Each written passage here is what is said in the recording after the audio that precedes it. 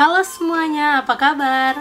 Kali ini saya Militia Kristi, NIM 1903009 akan mempresentasikan proposal tugas akhir saya yang berjudul pemanfaatan lemak sapi untuk pembuatan metil ester dengan katalis kalium hidroksida atau KOH. Selamat menyaksikan. Seiring berjalannya waktu, kebutuhan akan energi minyak bumi terus meningkat.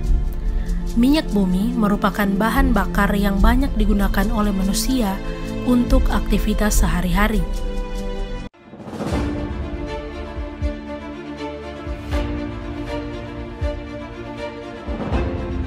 Karena minyak bumi merupakan bahan bakar yang berasal dari fosil yang bersifat tidak dapat diperbarui dan akan habis pada waktu mendatang. Menteri Energi dan Sumber Daya Mineral Arifin Tasrif mengatakan cadangan minyak bumi di Indonesia bisa habis dalam waktu 9 tahun. Untuk mencegah kelangkaan minyak bumi, maka diperlukan bahan bakar alternatif yang dapat digunakan dalam jangka waktu yang panjang, terbarukan, dan ramah lingkungan. Kita membutuhkan biodiesel.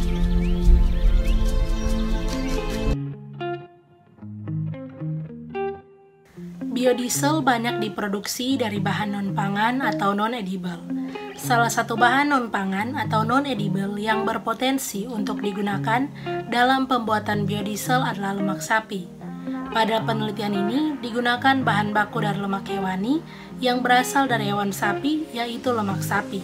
Lemak sapi adalah limbah yang dihasilkan dari tempat pemotongan hewan sapi.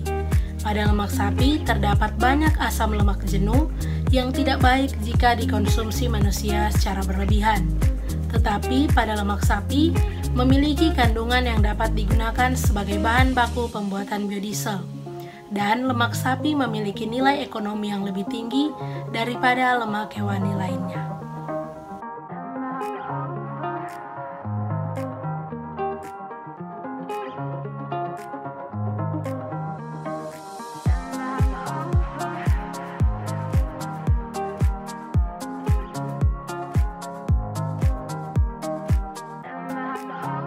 Berdasarkan latar belakang yang telah dipaparkan, maka didapatkan rumusan masalah sebagai berikut.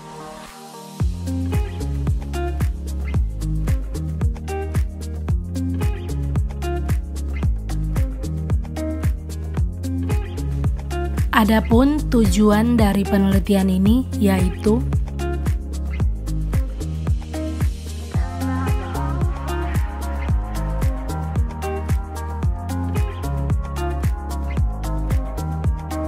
manfaat dari penelitian ini yaitu untuk mendapatkan bahan bakar alternatif yang ramah lingkungan dengan bahan baku lemak sapi. Apakah kawan-kawan tahu hewan ini? Ini, dan ini. Ini semua adalah hewan sapi. Setiap hewan maupun tumbuhan memiliki taksonomi. Berikut taksonomi hewan sapi.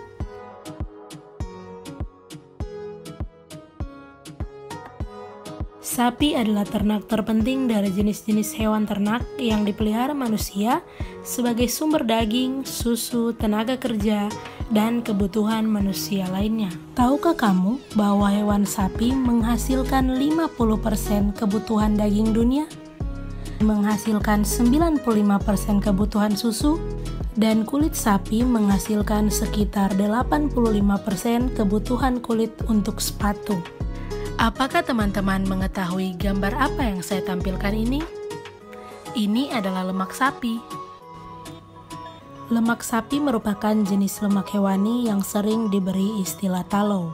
Lemak sapi merupakan salah satu jenis ikutan atau byproduct ternak sapi yang belum banyak dimanfaatkan dan diolah.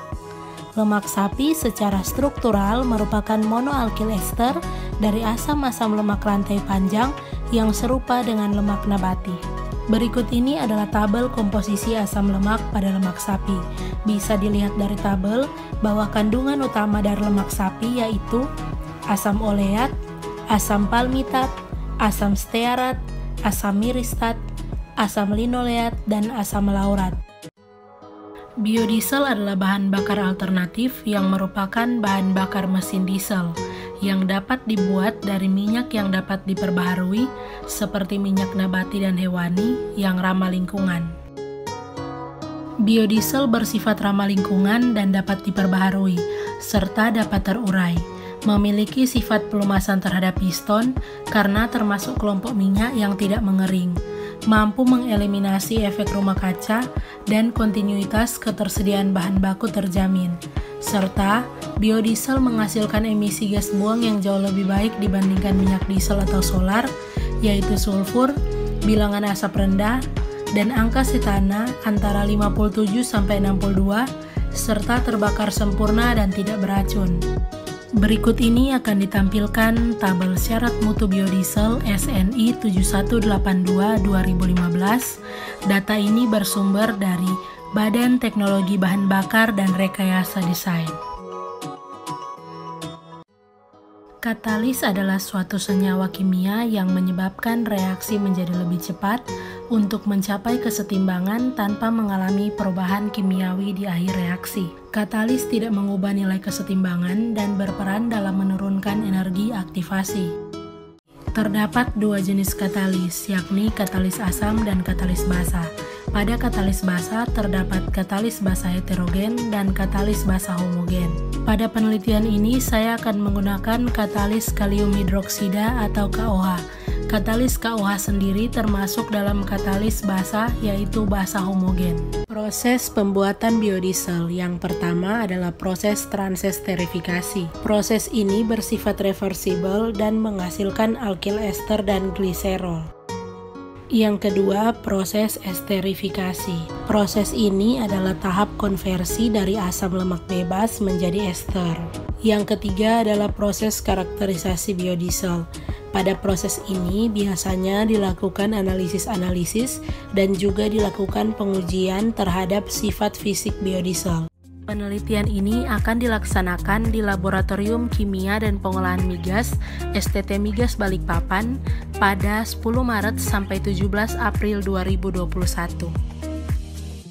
Alat yang digunakan pada penelitian ini adalah sebagai berikut.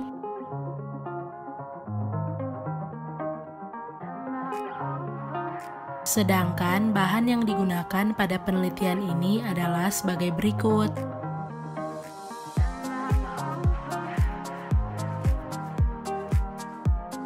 Pada penelitian ini diawali dengan preparasi lemak sapi. Pada proses ini dilakukan pembersihan pada lemak sapi dan lemak sapi dipanaskan pada temperatur 120 derajat Celcius. Lalu penelitian dilanjutkan pada proses yang kedua, yakni analisis asam lemak bebas.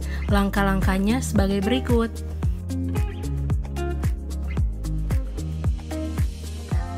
Setelah itu, penelitian dilanjutkan dengan proses esterifikasi. Langkah-langkahnya sebagai berikut.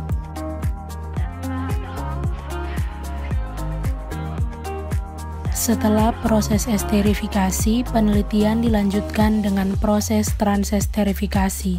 Langkah-langkahnya sebagai berikut.